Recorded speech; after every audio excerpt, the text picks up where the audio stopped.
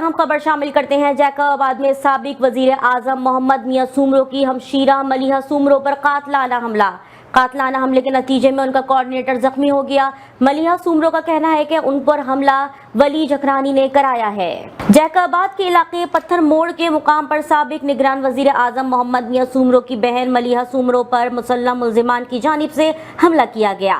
ملیحہ سومرو کا کوارڈینیٹر ارسلان میمر زخمی ہو گیا۔ واقعہ جیکب آباد سٹی تھانہ کے حدود پتھر موڑ پر پیش آیا۔ حملے میں سردار محمد میاں سومرو کی ہمشیرہ محفوظ رہیں۔ ملیحہ سومرو نے الزام عائد کیا ہے کہ مجھ پہ ولی جھکرانی نے اپنے مسلح افراد کے ساتھ حملہ کیا ہے۔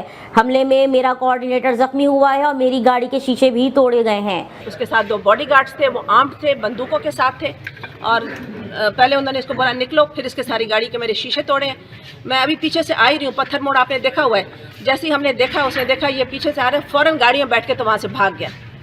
ہم نے بالکل میرا کوارڈینیٹر زخمی ہوا ہے، وہ اور میں ہی ہوتے ہیں ہر جگہ اکٹھے۔